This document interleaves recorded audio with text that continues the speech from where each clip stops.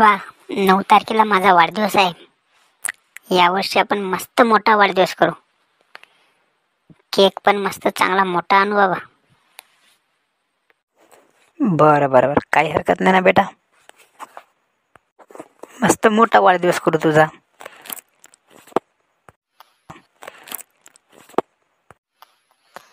अहो, वाढदिवसाला मग आपल्याला चांगलं जास्त सामान आणावं लागेल. चिवडा वगैरे पण जास्त करावा लागेल. बरं बरं, काही हरकत नाही ना. आणतो मी सामान. वाढदिवस मोठा करायचा म्हणते, पण आता माझ्याजवळ तर पैसे तर थोडे खर्च झाले. 500-700 रुपये आहे, पण तेवढे तर केक आणायलाच लागेल. जाऊ द्या, उसने मागता येईल कोणाला तरी. डॅनी आबाजी, 1000 रुपये द्या ना. माझ्या बाबूचा वाढदिवस आहे. उसने द्या बरं 1000 रुपये. नाही रे विजू, माझ्याकडे तर काय आता पैसे नाही. यावेळी या महिन्यात काही पगारही आला नाही माझा रे. डॉक्टर साहेब, 1000 रुपयाचं काम करा ना हो आमचं. नाही रे बाबा, माझ्या तर यावर्षी तर काय लय खर्च झाला रे. मी प्लॉट वगैरे घेतला, त्याच्यानं आता माझ्याकडे नाही रे सध्या तर. काय करावं आता, कुणाला मागाव? सरपंचाला मागून बघावं गड्या, त्यांच्याकडे राहते नेहमी पैसा. सरपंच साहेब, तुमच्याकडे एक काम होतं हो आपलं. काय काम होतं रे विजू? हो, आमच्या बाबूचा वाढदिवस आहे. जरा मला 1000 रुपये कमी पडत होते. जर असेल तर द्या ना तुम्ही. 1000 रुपये तर आहे गड्या, पण माझं पण एक तुझ्याकडे काम होतं.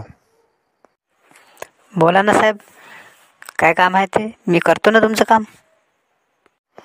बघ गड्या, आता मी तुझ्याच घराकडे येणार होतो.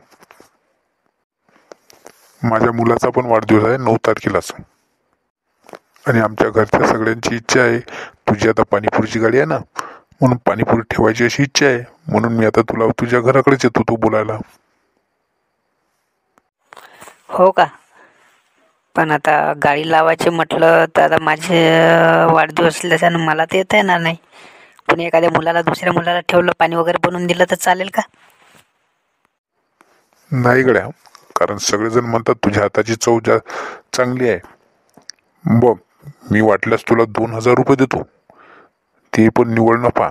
सामान वगैरे सगळं मी आणीन, पण तू स्वतः यावं लागेल. काय करावं आता, कुणीकडून तर पैसे भेटू नाही लागले. आणि वाढदिवस पण आपल्या बाबूचा चांगला करायचा आहे. चला हो म्हणून द्यावं पाटलांना. आपण नसलो तर काय, आपल्या बाबूच्या वाढदिवसात आपण सामान तर भरपूर घेऊन देऊ शकतो. बरं पाटील, मी लावीन तुमच्या मुलाच्या वाढदिवसात पाणीपुरीची गाडी. पण आमच्या घरच्यांना काही सांगू नका, त्यांना वाईट वाटेल. बरं ठीक आहे गड्या, ये जो मग. हे घे 2000 रुपये. कविता, हे ग सामान. सर्व सामान पण आणलं आणि ते केकची ऑर्डर पण दिली. केक पण येऊन जाईल घरी. पण मला थोडंसं काम आहे, मी जरा जाऊन येतो. बरं बरं, या. सामानाची तर सगळी व्यवस्था झाली. आता डेकोरेशनचं आपण नसलं तरी पण डेकोरेशन चांगलं झालं पाहिजे.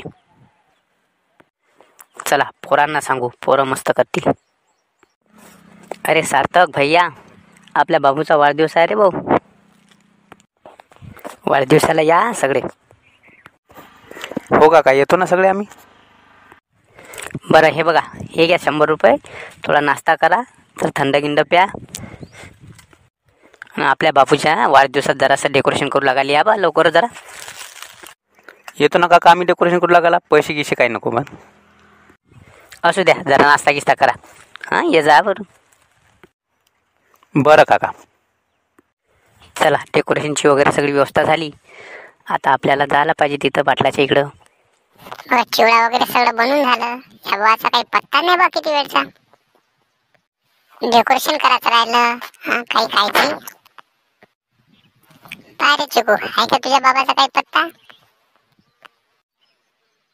डेकोरेशन करायचं काही. आता हे पोरं सगळे आले आणि डेकोरेशन करू लागलं म्हणून बरं.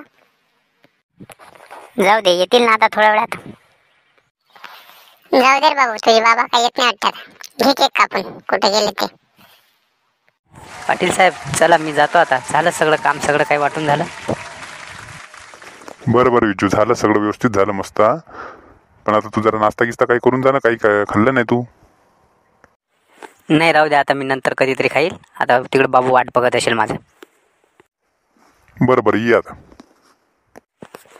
तहान पण लागली. चला जाऊ द्या, घरी जाऊनच पाणी पिऊ. आता आले का तुम्ही? थोडं पाणी देजो ग प्यायला. दिवसभर एवढं काम करून करून, चिवडा करून, हे करून आम्ही दमलो. तुमचा तर काही पत्ता नव्हता आतापर्यंत. आली की लगे द्या आयतं पाणी. बाबा लय उशीर केला हो. वाढदिवसाला किती वाट पाहिली. सॉरी रे बाबू, जरा उशीर झाला. जाऊ द्या, आता पुढच्या वेळेस मी बरोबर येईल. पण पोराच्या वाढदिवसापेक्षा महत्वाचं काय एवढं काम होतं तुमचं? आईनं किती चिवडा केला, हे केला सगळं. किती आईनं दिवसभर काम केलं.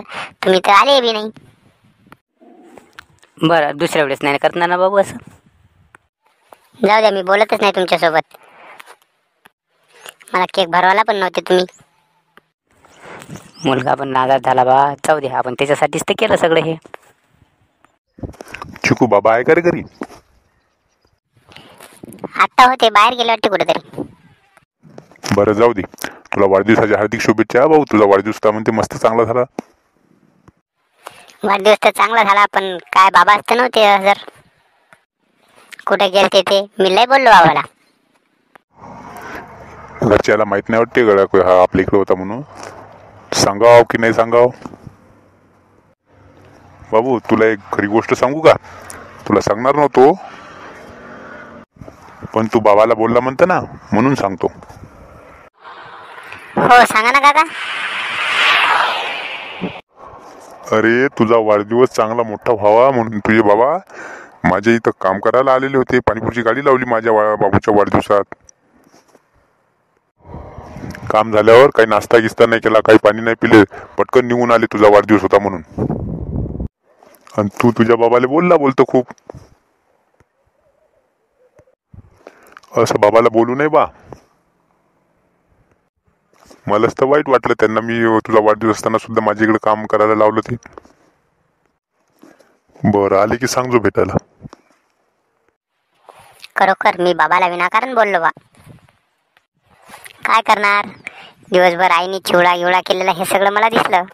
पण बाबांनी माझ्या वाढदिवसासाठी ते चिवडा आणण्यासाठी, जे पैसे कमावण्यासाठी जे काम केलं ते मला दिसलंच नाही. आईने मला गोड गोड केक भरवला, पण ते केक आणण्यासाठी बाबांनी जे कष्ट केले हे मला दिसलेच नाही. जाऊ द्या, आता बाबा आले की मी बाबाची सॉरी माफी मागतो. तर चला मंडळी, हा होता वाढदिवस स्पेशल. जितकं आई आपल्या मुलावर प्रेम करते तितकंच बाबाचं सुद्धा असते, हेच सांगायचं होतं. व्हिडिओ आवडला असेल तर शेअर नक्की करा.